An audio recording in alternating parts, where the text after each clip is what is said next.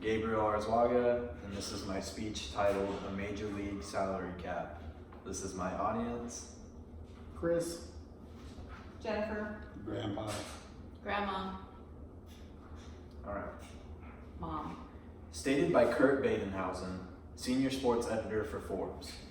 Mike Trout broke the hearts of every big market club that dreamed of signing him as a free agent in 2020 when he signed a new 12-year contract with the Los Angeles Angels worth $426.5 million. This is also known as the largest contract in the history of baseball. Although this may seem perfectly acceptable for a great player, the trend of outrageous contracts disrupts the playing field for the league as a whole. As I have watched baseball for over 10 years now, the top contract spot in the record books seems to rise every couple of years. This trend must be brought to a close as it creates an unfair advantage to richer teams and encourages longer contracts that can burden any team. By implementing a salary cap, the following issues theoretically should cease to exist. The first issue I would like to discuss is the worst, the unfair advantage owned by richer teams when contracts are left unchecked.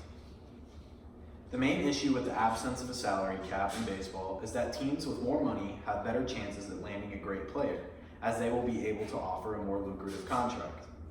This leaves teams with less money struggling to hold on to good players or even sign new ones, which leaves the playing field unbalanced. Imagine having a star player who is considered to be a hometown hero and losing them over money. An example of this is the Colorado Rockies. David Ramsey, a sports writer for the Gazette in Colorado, wrote an article describing the loss of a player, Matt Holliday, due to their inability to provide a larger contract in 2009. With an average around 400 for the previous 3 seasons and an average of 32 home runs per season, this loss left a huge hole in the Rockies lineup. Think of the frustration that you would feel as a fan. Yet this seems to happen every year.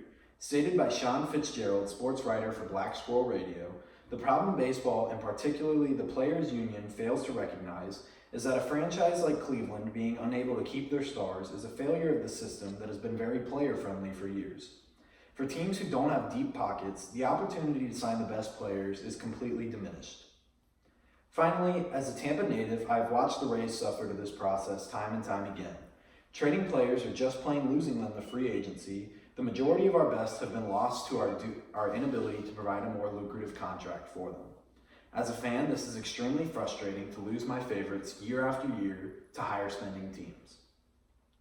However, this issue doesn't only create an unfair advantage for the richer teams, it can also hurt them.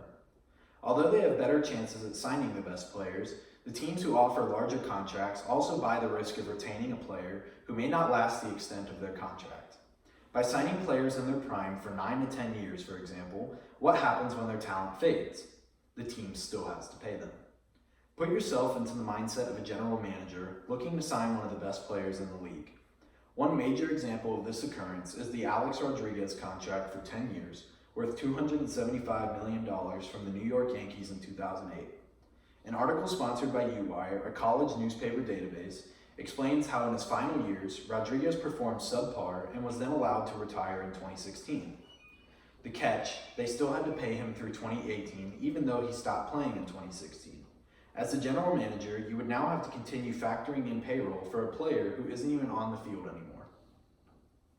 And the craziest part is, despite projections of these great players, it happens over and over again. Badenhausen's article provides a list of the 10 highest paid players in the MLB. The top 3 are considered to be some of the best, if not the best.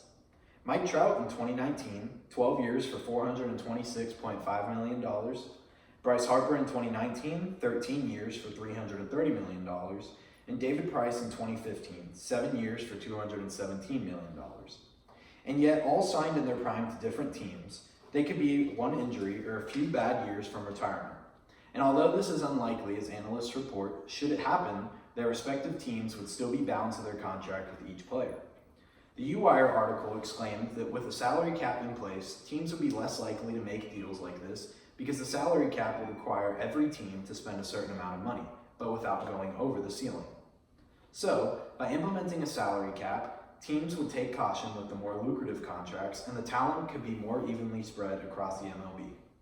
And this would theoretically do away with the outrageous contracts. However, Some may object to the arguments to implement such a rule. These are those who would say that a team's payroll does not determine their success, or that there are already constructs in place to account for the absence of a salary cap. Moneyball, a book written by financial journalist Michael Lewis, explains how athletics general manager Billy Beane built a playoff team on a minor league payroll. What the story shows is that with gut instinct, knowledge, and experience, Beane broke the trend of higher spending teams having the better records. Therefore, showing that despite having a low payroll, the Athletics defied the doubts and showed that a 9 to 10 figure payroll does not mean success. In addition to this point, there is also a rule in place that is meant to make up for salary tax. This is called the competitive balance tax, or the luxury tax. From the official MLB website, there is a threshold set at the beginning of each year that decides the total payroll teams are allowed. Should a team pass this, they are taxed 20% of each dollar that surpasses, with a 10% increase for the second consecutive year over, and a 50% increase for the third consecutive year and all consecutive years following.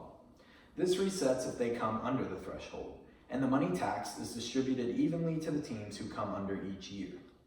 So, considering these examples, why should there be a salary tax implemented, or a salary cap implemented? The answer? It would create an evenly balanced league. Teams like the A's, Rockies, and Rays wouldn't have such a struggle to compete for stars like Trout, Harper, and Price, or have to worry about their durability. I would propose that the league statistically factor every team's payroll to create a salary cap and floor for the active 25-man roster of each team. This would allow each team the opportunity to manage an evenly matched roster that can be contractually supported. As Fitzgerald said, if MLB and the players want the game to survive, then they must institute a salary cap. With that said, I believe my final point has been made. All factors considered, the current playing field is terribly unbalanced and must be corrected in order to ensure the most competitive game. The only way to do this is to implement the salary tax as I have stated, since it will rid the league of the unfair advantages currently in place and will force teams to produce less lucrative contracts. To conclude, I want each of you to truly consider all aspects of the current situation taking place in the MLB. Knowing all that I have explained, I urge you to imagine the effects that my proposal for a salary cap could cause and whether they will benefit or hurt the league.